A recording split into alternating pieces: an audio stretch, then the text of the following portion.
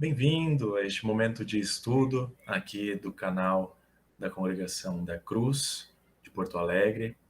Nós estamos muito alegres com a sua presença aqui conosco e eu convido você a começarmos este nosso momento de estudo fazendo uma oração.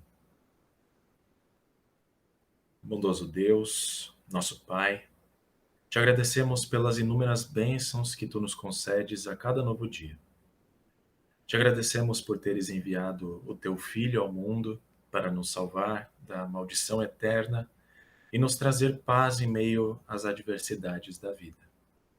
Nós lembramos e suplicamos em favor do Jorge, que está se recuperando da sua cirurgia do coração, do Flávio, do seu problema na coluna, do Vinícius Gustavo, que está passando por um momento difícil, um momento complicado, causado pela depressão, do tio do Renê, o Eudo, que teve um AVC e está com uma pneumonia, pela minha família, que está passando por um momento de luto devido ao falecimento do meu tio, e também da minha irmã Adriana, que está em busca do seu gatinho que se perdeu na última semana. Nós sabemos que tu conheces o sofrimento de cada um deles e está ao nosso lado.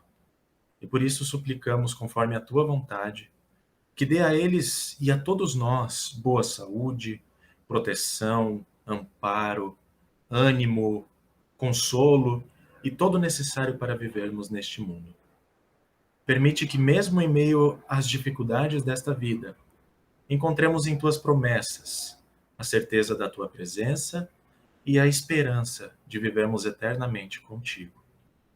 Pedimos-te que abra os nossos corações e mentes neste momento de estudo para ouvirmos com fé a tua santa palavra e termos uma correta compreensão dela. Tudo mais entregamos em tuas mãos, Senhor, pois confiamos que tu diriges a nossa vida e quer o nosso bem aqui na eternidade. Em nome de Jesus nós oramos. Amém. Muito bem, vamos aqui ver. Isso, acho que já está aparecendo para vocês. Vamos conversar sobre escatologia.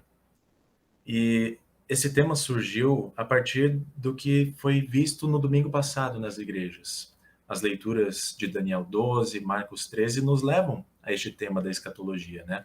O estudo sobre as últimas coisas. E na aula de escatologia com o professor Gerson Linden, a gente viu que não é só sobre as últimas coisas, mas também é sobre as coisas definitivas, as coisas que durarão para sempre e não terão fim. E obviamente que aqui eu não vou conseguir me aprofundar em muitas questões porque o tempo é curto, né? E o meu objetivo aqui então é fazer um panorama geral da escatologia. E é muito comum, né, quando a gente fala de escatologia, logo vir à mente o livro de Apocalipse, que fala sobre o fim do mundo, as últimas coisas, não é verdade? Mas vocês sabiam que existe um relógio do Apocalipse? Sim, existe um relógio do Apocalipse. Ele foi criado em 1947 por um grupo de cientistas e ele foi criado com o objetivo de fazer uma medição simbólica do fim do mundo, ou seja, medir como que a humanidade está devastando o planeta Terra, está destruindo o planeta Terra. E os cientistas dizem, e não sou eu que estou dizendo, né, que alguns fatores estão contribuindo para chegar perto da meia-noite, que seria o fim dos tempos, né? As armas nucleares estão contribuindo para isso, as mudanças climáticas, os avanços da tecnologia, enfim. E é interessante que, desde que o Boletim de Cientistas Atômicos passou a fazer essas medições, em 1947, 100 segundos é o mais perto da meia-noite que o planeta Terra já chegou.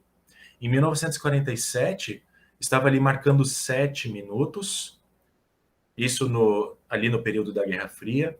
Em 1991, retrocedeu um pouco, porque acabou a Guerra Fria, então retrocedeu para 17 minutos. Mas em 2020 e agora em 2021 também, chegou a 100 segundos para o fim do mundo. E até que ponto isso pode ser verdade ou não é discutível, e não é meu foco aqui também discutir sobre isso. Mas o que eu quero mostrar é que os cientistas estão afirmando que o fim dos tempos está cada vez mais próximo. E pensando nisso, né, o que nós cristãos, o que nós luteranos cremos, ensinamos e confessamos sobre as últimas coisas, as coisas definitivas, a partir das verdades bíblicas. Bom, a gente compreende esse assunto a partir das duas perspectivas escatológicas, né? Uma perspectiva individual, que diz respeito ao indivíduo, né? E envolve a morte, envolve o estado intermediário, a ressurreição dos mortos. Isso tudo a gente vai comentar um pouquinho mais. E também envolve uma escatologia universal, a parousia, ressurreição dos mortos, juízo final, fim do mundo e nova criação. Tá? Então, esse é um panorama geral e eu quero dar é, é, alguns destaques para esses temas. Primeiro, vamos falar um pouquinho sobre a morte, né?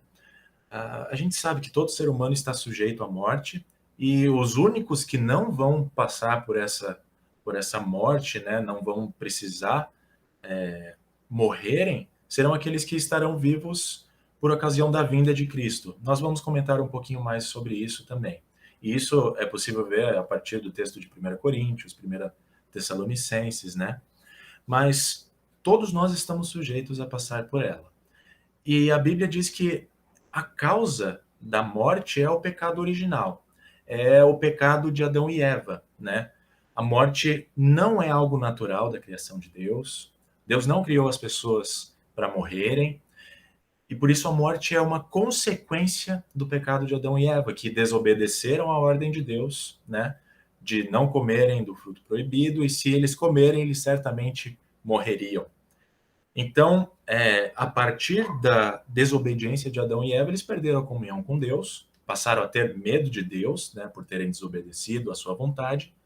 E se não fosse o amor de Deus e a sua promessa, logo depois da desobediência deles, de que ele enviaria o descendente da mulher, conforme Gênesis 3,15, aquele descendente que mais tarde viria a ser chamado Jesus, né?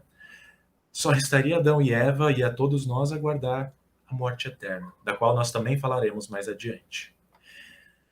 O detalhe importante é que a morte não é o fim da existência humana, mas ela é caracterizada por uma separação entre corpo e alma, e também uma separação entre as pessoas. Também é importante falar que a morte não é o fim do corpo e nem da alma. Inclusive, para aquele que crê em Cristo, a morte não é castigo, mas é um descanso. Para aquele que crê em Cristo, é uma forma de libertação de uma existência corrompida pelo pecado. É uma transição para estar junto com Cristo, na presença de Deus. E para os crentes batizados, a morte é um descanso, é um partir em paz, porque não vão sofrer com a condenação ao inferno, não vão sofrer a morte eterna. E isso vários textos bíblicos nos apontam, né? E uma coisa que eu não coloquei no slide, mas eu acho que é importante falar, é que a Bíblia, ela é totalmente contrária a uma visão fatalista da morte, como se toda a nossa vida e a nossa morte já estivessem programadas para acontecer de tal jeito, de tal forma, tal dia. Isso não é verdade, né? E a Bíblia também é contrária a uma visão passiva de Deus diante da morte, como se Deus não pudesse fazer nada para evitá-la, ou também não pudesse fazer nada para que ela aconteça ou deixe de acontecer. O que a Bíblia ensina é que o ser humano tem a sua responsabilidade diante da morte, ele pode provocar a sua própria morte e também a morte de outras pessoas, e a Bíblia também ensina que Deus está agindo no momento da morte das pessoas. Para com aqueles pecadores que não creem em Cristo e não se arrependem dos seus pecados, Deus age como um juiz. Enquanto que para os pecadores que creem em Cristo, se arrependem dos seus pecados, querem viver uma nova vida guiada pelo Espírito Santo, para essas pessoas, Deus age no momento da morte como um libertador. E, bom, sobre a morte, eu acho que é um bom resumo este, né? Agora vamos partir então para o que acontece após a morte, o estado intermediário. A Bíblia é muito clara que, quando diz que na hora da morte, o destino eterno das pessoas já está decidido. Os que morreram na fé em Cristo estão com Cristo no céu, e os que morreram sem crer em Cristo já estão no inferno. Hebreus 9 fala bastante disso, né? Diz enfaticamente isso, e infelizmente não vai ter como mudar esse destino, tá? Por isso que o momento para se crer, o momento para se falar sobre essas coisas é agora, antes da morte ou antes da vinda de Cristo, como nós veremos adiante. E tudo que estiver além disso, além de céu e inferno, como o purgatório, almas penadas, a ideia de um sono até a ressurreição, como se a pessoa estivesse dormindo até ser ressuscitada, tudo isso não faz parte da verdade bíblica e do ensino de Jesus. O que a Bíblia diz sobre aqueles que estão no inferno e no céu, ela diz que é um tempo de espera. As pessoas estão esperando até o último dia. Todas as pessoas que foram separadas de seus corpos estão aguardando o dia da ressurreição, do juízo final e assim por diante. A gente vai ver mais adiante, tá? Aliás, um detalhe que é importante mencionar aqui é com relação à tentativa de se comunicar com os mortos. Tá? Deus proíbe enfaticamente isso lá em Deuteronômio 18, em Isaías 8. Não é da vontade de Deus que haja comunicação entre vivos e mortos e também não é para o nosso bem. Todas as respostas que a gente precisa, que envolvem o mundo espiritual, a gente precisa saber para ser salvo, chegar à vida eterna, tudo isso está na Bíblia. No ensino de Jesus, no ensino dos profetas e dos apóstolos, certo? E depois que chegar ao fim esse estado intermediário, o que vai acontecer, né? A Bíblia diz que haverá a ressurreição. Alma e corpo serão reunidos, serão unidos novamente. E será a mesma pessoa que viveu neste mundo, não vai ser uma outra pessoa, não vai ser uma pessoa diferente, tá? Então aquela ideia de reencarnação, de ter várias vidas também, não é uma verdade bíblica, não é isso que Jesus ensinou, tá? O outro ponto ali que está em destaque, né? O destino que a pessoa recebeu para a sua alma será o mesmo destino do seu corpo. E o corpo do cristão será transformado à semelhança do corpo glorioso de Cristo. E corpo glorioso aqui, um corpo glorificado, significa dizer que os efeitos do pecado original, como as doenças, as fraquezas, a morte, elas não vão mais estar presentes para os cristãos. Tá? E qual que é a garantia disso? A garantia disso é justamente a ressurreição física de Jesus, que é uma realidade histórica, é o alicerce da fé cristã. Pelos relatos bíblicos, a gente percebe que há uma conexão muito clara entre a causa do pecado, a causa da morte, aliás, que é o pecado, e a obra de Cristo. Com a sua morte e ressurreição, Cristo ele derrotou o pecado, a morte, o diabo, o inferno, né?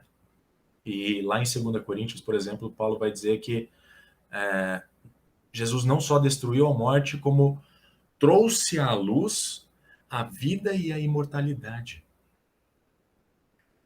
Pela fé nele, a gente sabe também que a vitória dele passa a ser nossa também. E isso, João 6, 1 Coríntios 15, Apocalipse 2, fala muito sobre isso, tá?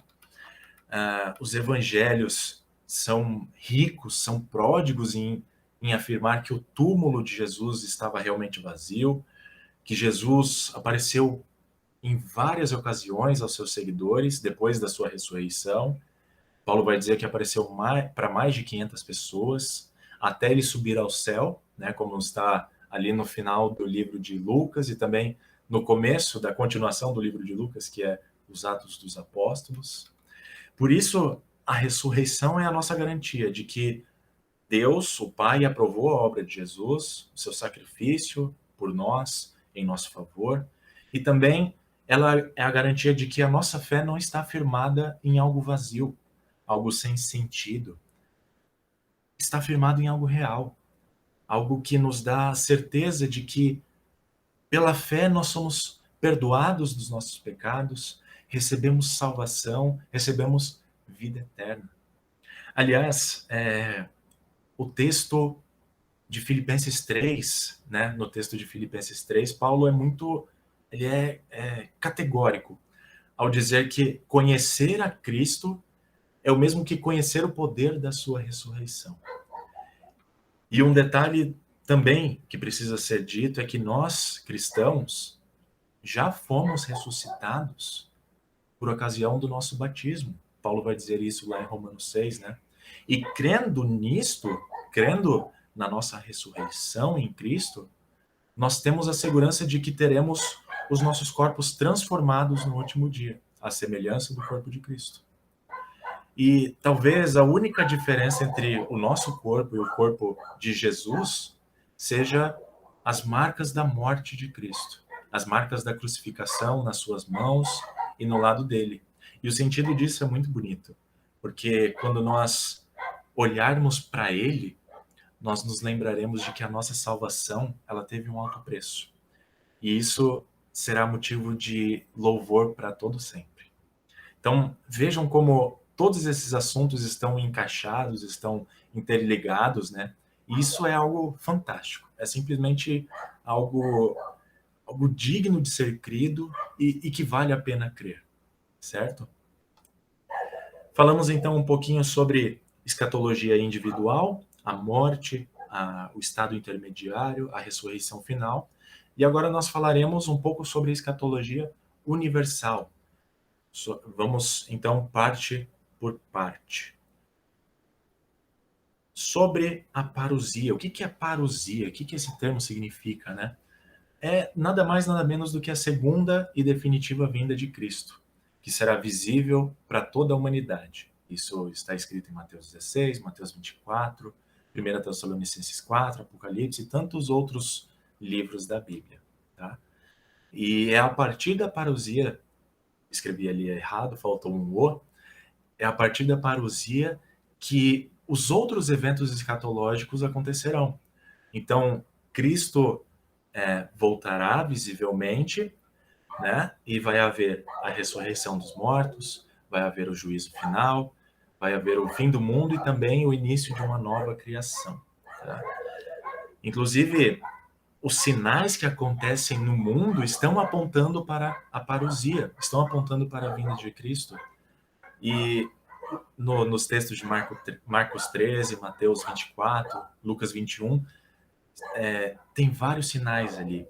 Por exemplo, haverá catástrofes mundiais, o evangelho será pregado a todas as pessoas, vai haver perseguição aos cristãos, vai haver falsos ensinamentos, muitos vão abandonar a fé, o anticristo se levantará. Todos esses sinais já estão acontecendo e vão continuar acontecendo até a vinda de Cristo. Tá? E, ao mesmo tempo que os sinais estão apontando para a vinda de Cristo, não é possível determinar quando essa vinda acontecerá. E mesmo que todos esses sinais estejam acontecendo e a gente não saiba quando Cristo voltará, nós temos a promessa de que Cristo não abandona a sua igreja, não abandona aqueles que creem nele, e nós confiamos que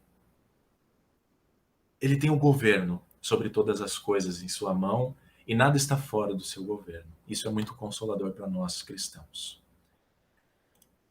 Quando acontecer a parousia, então, o que vai acontecer logo após? Vai acontecer a ressurreição dos mortos. todas as pessoas serão ressuscitadas, ou seja, o corpo e a alma de todos serão unidos novamente para o juízo final. E vários textos apontam para isso, né? Por isso aquela ideia de reencarnação ou a ideia de imortalidade da alma na concepção platônica, né? Onde a matéria é considerada algo ruim e a alma seria uma parte boa do ser humano, né? Dando a ideia de que a morte seria uma libertação da alma dessa matéria ruim, né? E acabaria aí, não existiria mais nada além disso, né? Isso tudo não é verdade, tá? A Bíblia não afirma isso, não faz parte do ensino de Jesus, certo? Logo após da vinda de Cristo, da ressurreição, acontecerá o juízo final. Todas as nações serão reunidas na presença de Cristo. E daí os que estiverem mortos serão ressuscitados e os que estiverem vivos serão arrebatados para se encontrarem com Cristo nos ares. E essa ideia de arrebatamento não é uma coisa assim secreta em que só alguns vão desaparecer misteriosamente antes da volta de Jesus. Não é nada disso, tá? As duas coisas acontecerão juntas. Jesus virá e os que estiverem vivos serão arrebatados.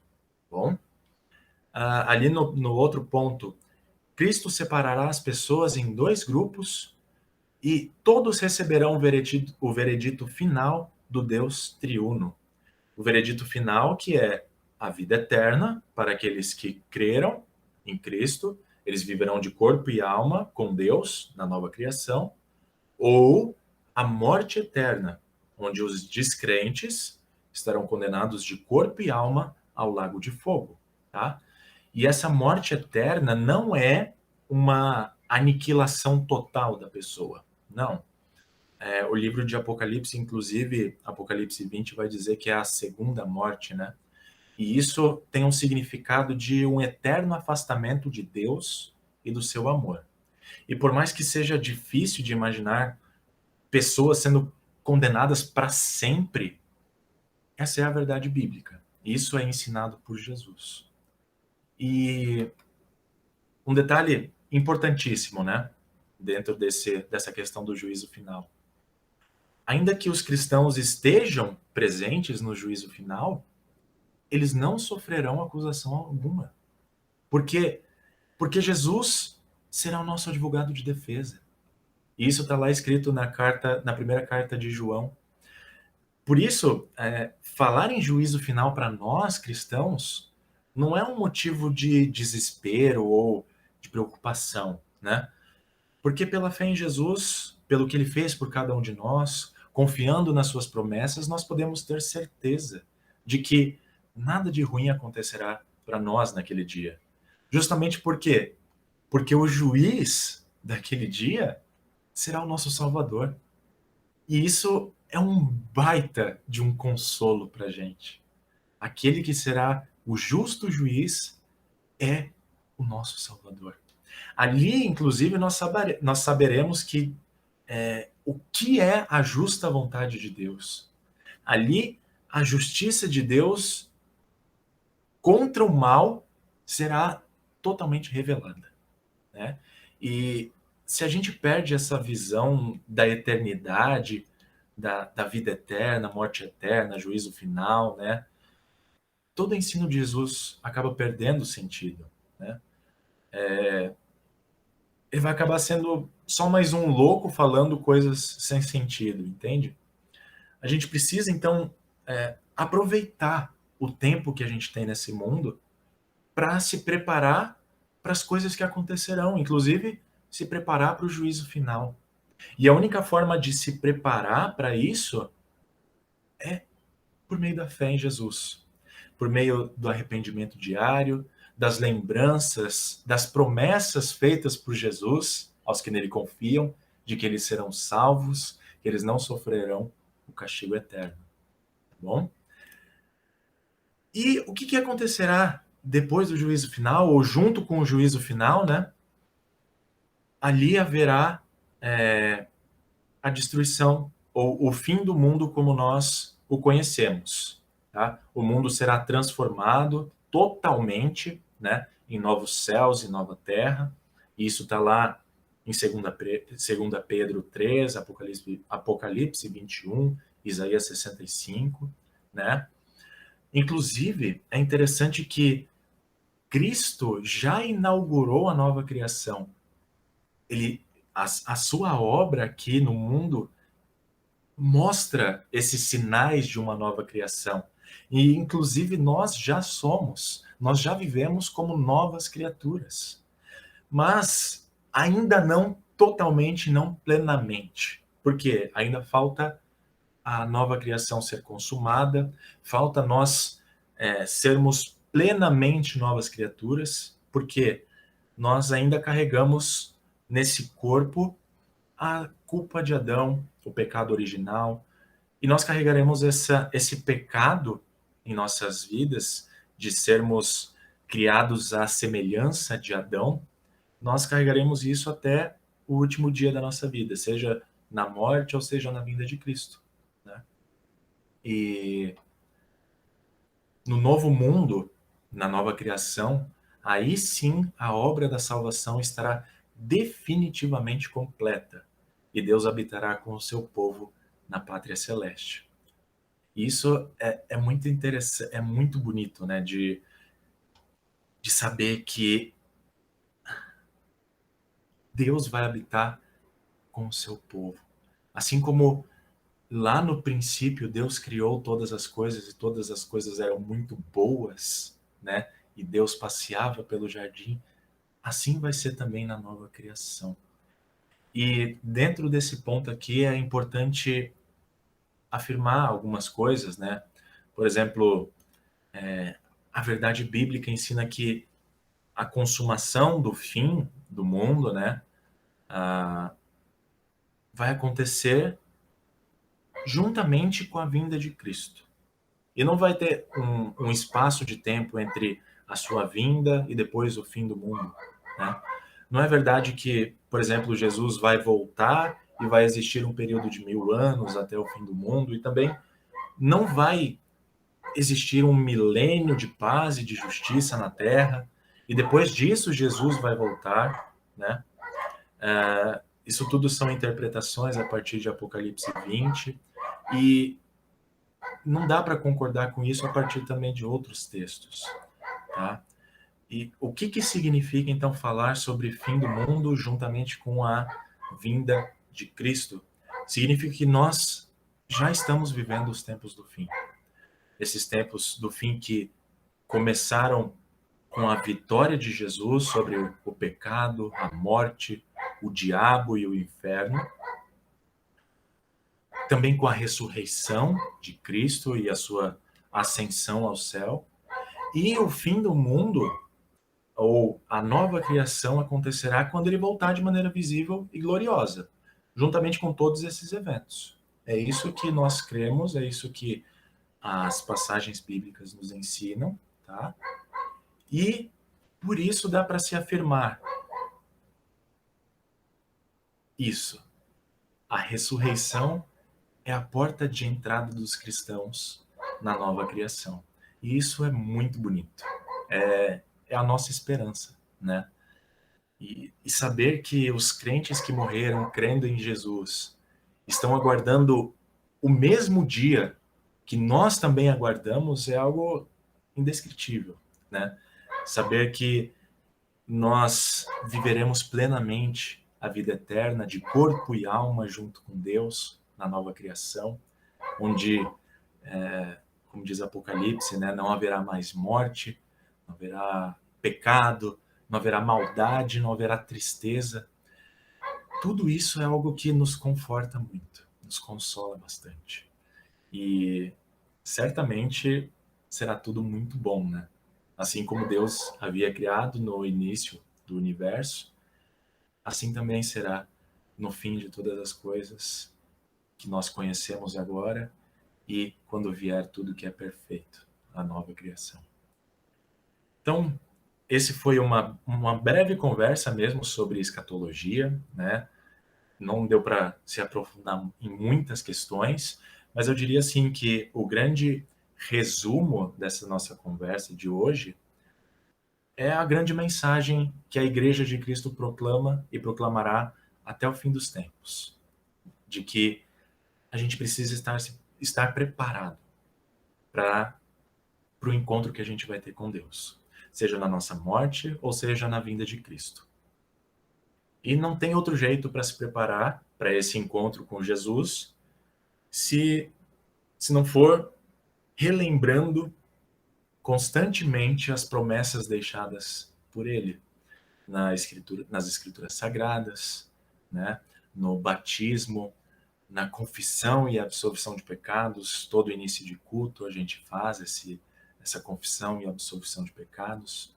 E também na Santa Ceia, que o próprio Jesus deixou para a gente. Né? Todas essas coisas estão relacionadas à promessa de Jesus. Quem crer e for batizado será salvo. Comer e beber o pão e o vinho, juntamente com o corpo e o sangue de Jesus, é para perdoar pecados. E onde há perdão de pecados, há vida, há salvação. É por meio dessas coisas santas que Deus nos prepara para a vida eterna.